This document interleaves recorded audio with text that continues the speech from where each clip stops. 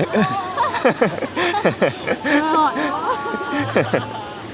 อ้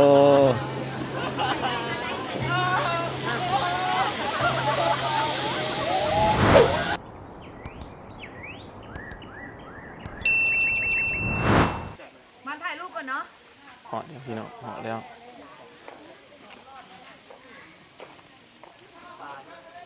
ตอนนี้มาที่ตาดฝานทุกคน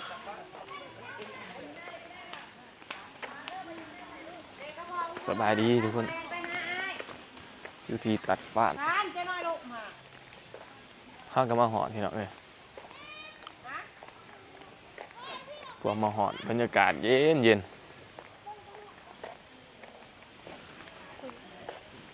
อากาศเย็นแห้งพี่น้อง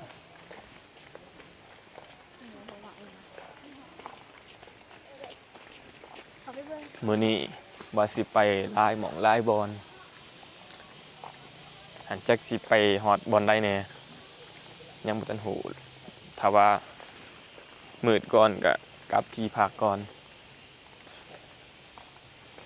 ช่วงนี้เขาเจ้ามาหลายแห่งทุกคนแต่บางคนเขาก็ไปลองเหือเนาะไปลงเหือมาหอดพี่น้องเอ้ยเย็นดี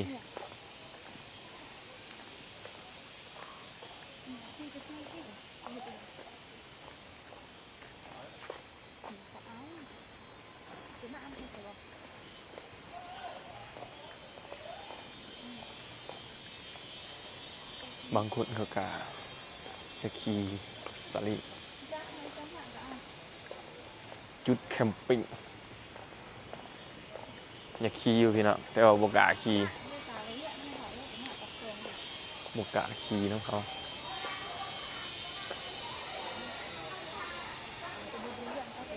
มากัน2 คนพี่น้องเลยส่วนหมูมานำหมูยังไม่มาเที่ยว2 คนเนาะมาหาหมูข้างหน้าโอ้ก็ขี่สดิ่งลงไปอยู่หลุม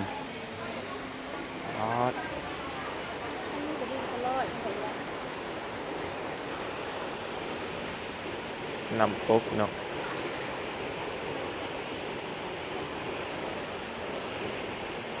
นำตกตาดฟ้า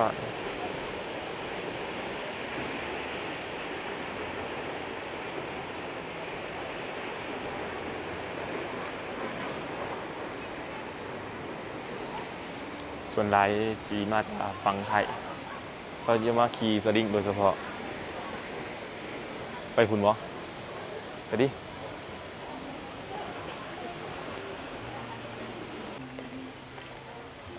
เขาจะขี่สลิงโอ้โหกล้าขี่พี่น้องเลยนี่แต่ชิมาทายหูไปซื้อเลยบรรยากาศดีแฮะพี่น้องเขาจะกำลังกาเกียมขี่สลิง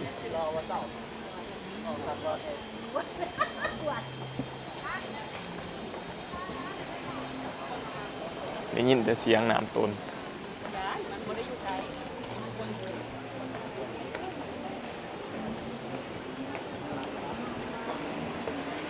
ป้าเห็นวะคุณก็ขี่อยู่ผมก็ขี่ขวบกันเลยเนาะแต่ยางลงไปรูมนี้ยังหยาดเลยนะ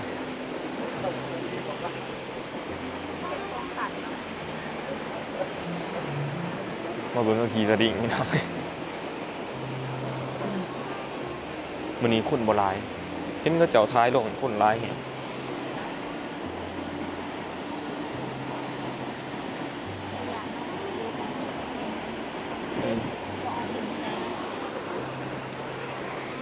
บรรยากาศดีๆบรรยากาศดีแฮะพี่น้องหมดเย็นเลยเสียดายบ่มีหมูมานั่งกินเบียร์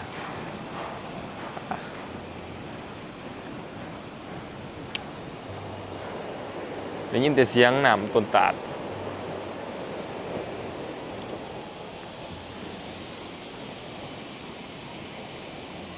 บรรยากาศดีแฮง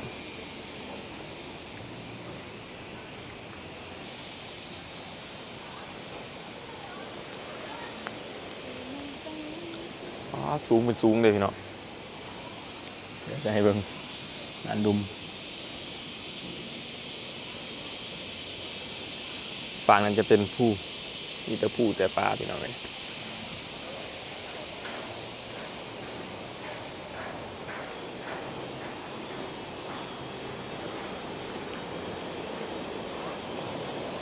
งานไปเรื่อยๆเขาเจ้ากำลังสีขี่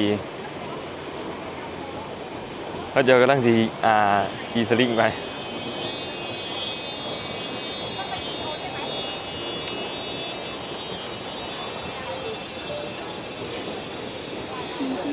เป็นคนไทยคือ โบกะ อุ้ยโบตายแล้วมันตายเราผูกคือต้องคน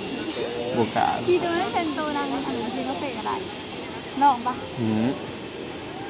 โอ้ยใช่ได้ได้ไหม จะยืนนี้อันนี้ สั่น ใช่ อันนี้ก็เจ้ากำลังสีขี่สลิงโบกะขี่เลิก โบเห็ดตาเอามีใบ สระบ่ได้แล้วสระมันก็นี่เด้พวกขี่ไปนี่ขี่กลับบ่จะได้ตัวคุณตัวกลับเนาะผมขี่ไป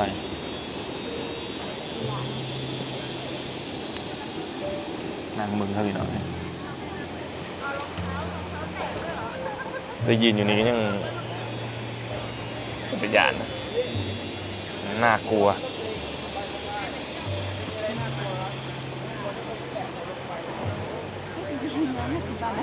ใช่พูดได้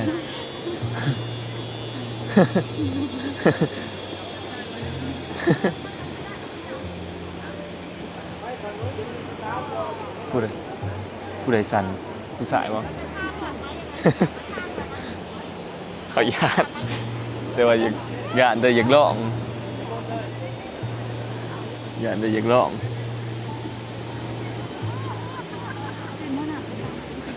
ไปสั่งดิเอ้าทำไมไม่สั่งอ๋อ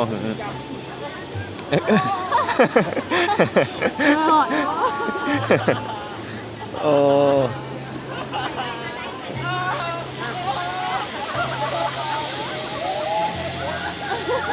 ที่หัวใจ หัวใจวายตายโอ้ทายคีมให้พ่อมี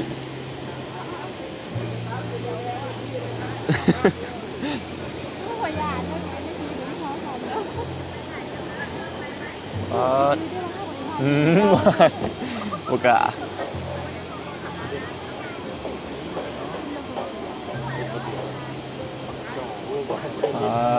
จับมาเลยตรงหัวใจ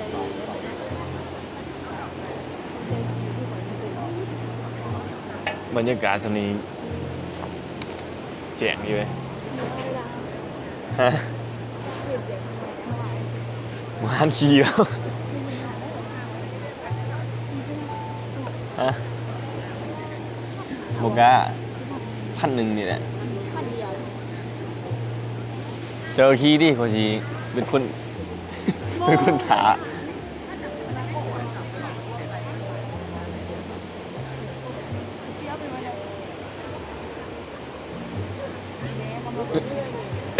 ฮะ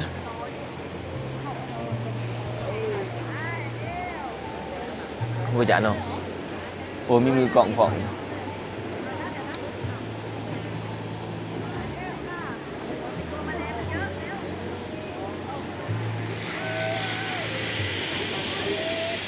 ไปแล้วหนึ่งทานเขาเคยขี่แล้วเขาไปย่านมานั่งเบิ่งเขาเนาะ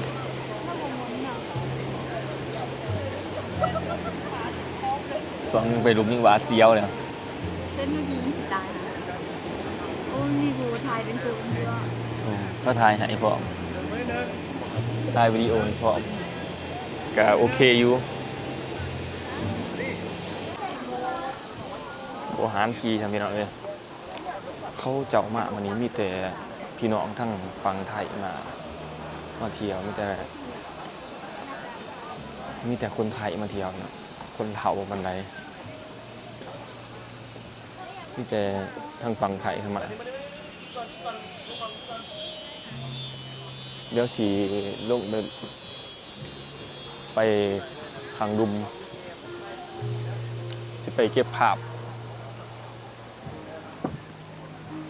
สุดเดินป่าพี่น้องแต่ว่าบ่ได้ไป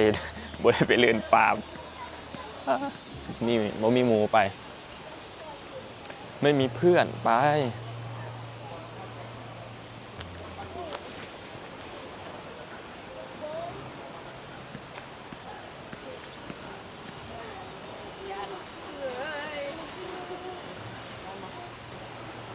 สิลงไปดุมบ่ลงอยู่วะอยู่บนนี่วะตัวมึงปีเหลียวอยู่บนอันนั้นอยู่บนดุมตัวปีเหลียวอยู่ว่าฝรั่งนะลายตาน้องเงียบลงไปนี่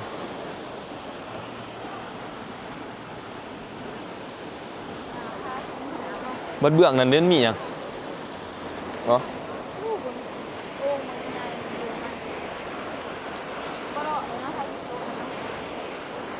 ยัง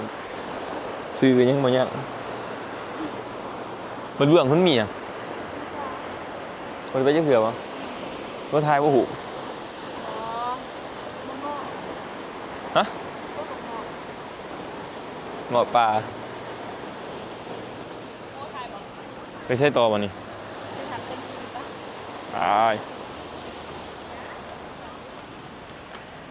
ไปจำปีต่อ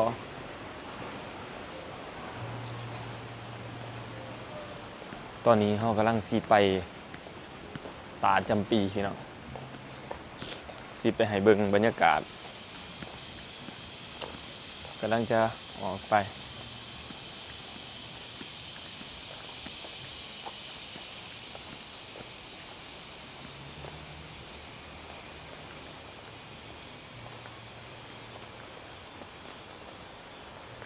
อันนี้จะเข้าไปทางไหนบ่ฮู้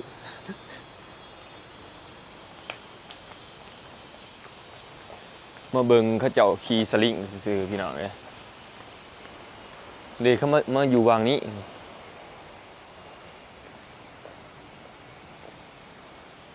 ไปตาจำปีอย่าลืมกดติดตามไว้เลยทุกคนเด้อพอกันคลิปถัดไปคลิปต่อไปนี่จะไปตาจำปีอย่าลืมกดติดตามไว้เลยทุกคนเด้อลืมกดติดตามกด Subscribe ไว้เพื่อชมคลิปใหม่เนาะพอกันคลิปต่อไปทุกคน